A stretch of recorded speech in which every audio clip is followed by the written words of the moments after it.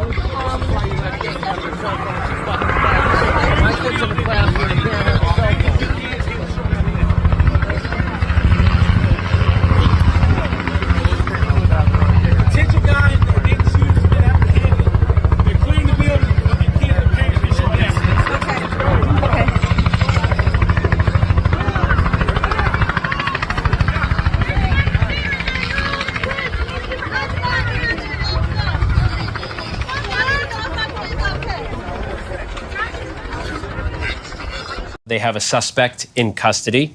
Who that suspect is, we don't know. Why that suspect did what they did at the school today, we don't know. We know the first shots came in the first reports of shots came in just about 2 hours ago now, and you still have what looks to be hundreds of kids out there on the school grounds, able to go home at this hour. Yeah, this is a school of about 1,900 students, and immediately as this incident happened and just after we saw those students being sent to the football field, some were gathered in prayer circles, waiting to find out more information, as were we.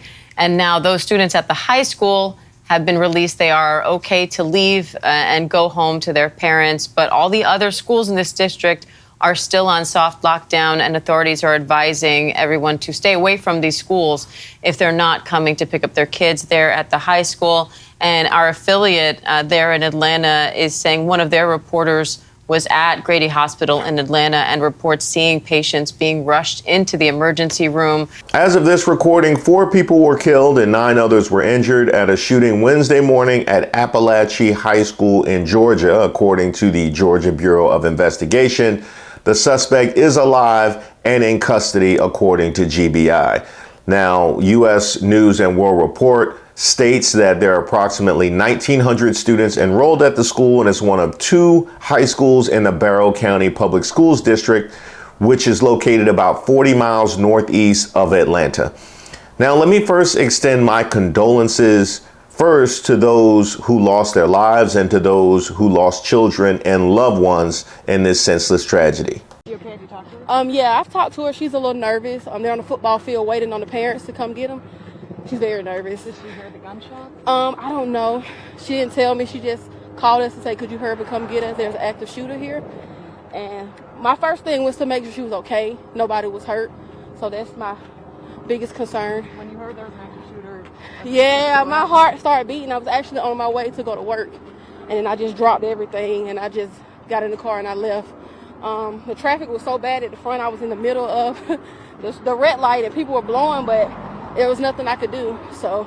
I would also like to keep in mind those that were affected by the shooting. That includes those that were injured, but also those who saw things that will stick with them and potentially traumatize them for an extended period of time, because we are raising a generation of kids that are growing up with the anxiety and trauma that comes with being around these kinds of tragedies or the potential for these kinds of tragedies on a daily basis. Now, one thing I'm not going to do is go on a long soliloquy about gun control and when is enough, because I've done that. I just did a deep dive not too long ago on the Uvalde report. I never, ever want to hear the gun lobby talk about the good guy with the gun. You know that theory that a good guy with a gun will stop gun crime because the criminals won't feel safe? Oh, if only that victim would have had a gun, that wouldn't have happened, as an excuse to further proliferate gun ownership. It's not that we have too many guns, it's that we don't have enough.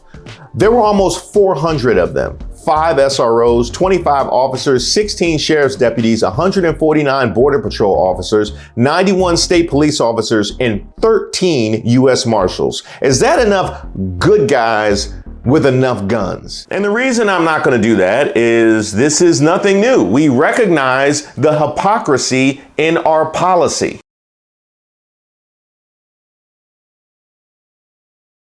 All the way up through Trump asserting we don't have a gun problem from behind bulletproof glass.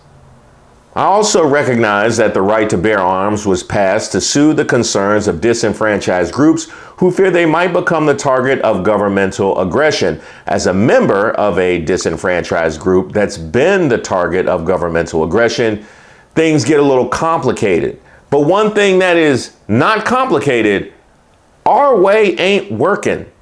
But that's nothing new. We're aware of the power of the NRA and other lobbying groups, but taking their money and doing their bidding has yet to be anything but profitable. It's certainly not punitive, and quite frankly, it's barely even a liability. Congressman Mike Collins represents the district that includes Apalachee High School. He's, of course, offered his thoughts and prayers.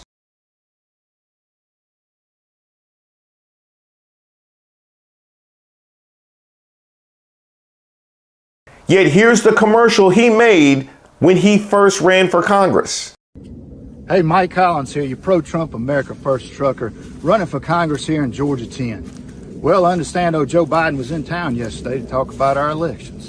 It seems that he and Kamala Harris called anyone who disagreed with the federal hijacking of this election a racist. Well, Joe, I got some news for you. Let me tell you what Georgians really believe. First of all, you count the legal votes that were cast in the state of Georgia, Donald Trump won this state, period. Number two, get rid of those voting machines. Go back to paper ballots once and for all. Number three, get rid of those ridiculous drop boxes across this state that the Democrats use to stuff the ballots and steal our elections. Number four, let's go to national forensic audits in every election cycle across this country. As a matter of fact, it's one of the first bills I'll introduce when I get to Washington. You see, Georgians are sick and tired of weak-kneed, spineless politicians who won't fight for Trump, get to the bottom of 2020, and fix our elections. Well, if they won't do it, Mike Collins will.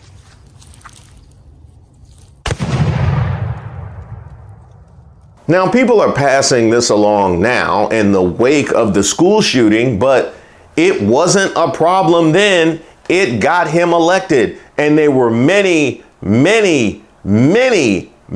prior school shootings to be mindful of when he made that commercial. And it wasn't a problem. In fact, it got him elected. Staying in the state, Marjorie Taylor Greene posted this recently.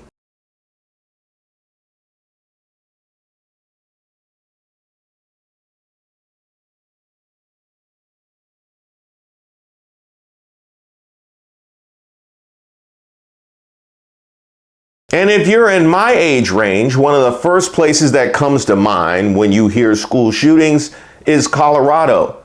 They have had multiple. Yet here's Colorado Congresswoman Lauren Boebert.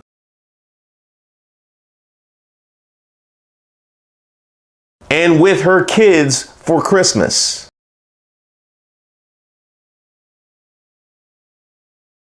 At no point when any of these things were posted, when any of these shots were taken, when any of these videos were cut, was there concern about the gun problem in America. They did it because they knew that it wasn't going to be a liability. And there's no reason to think that Mike Collins' ad would be a liability for an extended period of time. It looks bad today, but look at our history. We have said loudly and clearly that this is something that we are okay with. We even have people stumping for the Second Amendment who don't even know what it is. This is a Trump rally. If you don't like it, don't come here to protest. Don't come if you're uneducated and you don't know what you're talking about. You would rather they just didn't come here? I would rather them not come here. Are you a fan of the First Amendment? Absolutely. You know, the right to bear arms. Look, this is... That's not the First Amendment. No. the Fourth Amendment, but I'm saying That's not the Fourth Amendment either. which one is it? Which one do you want to know? The right to free speech, the First Amendment? First Amendment, freedom of speech. And you love the right to bear arms. Which amendment do you think that is? I thought it was the Fourth. I could be. It's the Second Amendment. Okay. Well, How big of a fan of it are you? of The Second Amendment. I carry. That's what I know. And You didn't know which amendment it was? No, I didn't. So I'm not going to go on a long diatribe about guns in America because the problem runs deeper than that. But are you open to any compromise gun control legislation that's being discussed in Washington, so-called red flag laws, expanded background checks? I am absolutely opposed to red flag laws. I am 100% adamant that the Second Amendment is written right. There is no changing it. We do have problems. We don't have a gun control problem in this country. We don't have a gun problem in this problem. What we have is a cultural problem where we have removed God from every facet of our life, be it from the schools, from prayer, even television. That's where we've got to get back to where the sanctity of life means something. I actually agree with Mike Collins. I agree with him.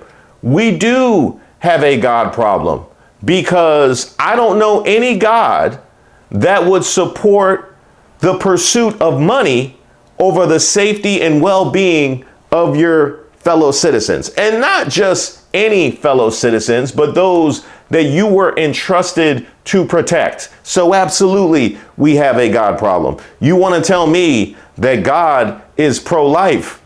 Okay, well, that pro-life God would, of course, be pro-healthcare for pregnant women and programs for single mothers and making sure kids have school lunches and eradicating food deserts. How about educational and opportunity inequality? Where are you where taking care of the sick, or as you call it, pre-existing conditions? Because God is pro-life, right? See, God had empathy, right? God had empathy, and that's something that is long gone from our society. I have been very fortunate enough to never lose a loved one in a school shooting. However, on my route up to ESPN several years ago, I was living in New Jersey, and every time I would take that trip up to Bristol, I would pass very early in my trip a sign that said Newtown, as in Newtown, Connecticut, as in Sandy Hook. 100% of the time, when I saw that sign that said Newtown, I thought of Sandy Hook. That was enough to make it real for me. That was it. Just a sign was enough to make it real for me. Somehow, we have people that are able to sit by and watch this happen in their own communities. And that's not enough to make it real for them. Still, this is something that we have said as a nation that we are okay with. There isn't a single aspect of our society that is untouched by our absence of empathy. The same people that will march in droves in support of the Second Amendment to make sure that they're protected in the case of government overreach will be the same people that no matter what, when they see a black or brown person who loses their lives at the hands of the police, will say they should have complied without even a hint of irony or shame. Because in today's world, as long as it's not me, trumps what if it could have been me. And there is nothing more godless than that. And that is why I'm troubled. Sincere thanks to everybody who's reached out to me and submitted suggestions for videos. Keep them coming. I take submissions for ideas for a video, suggestions for Racist of the Week. If you have something that just troubles you, or you just want to send me a note, because I love getting those notes, go ahead and shoot me an email at reese@reesewaters.com. I also have a newsletter that I send out periodically, so you'll be receiving that as well. You can also sign up on my website, reesewaters.com.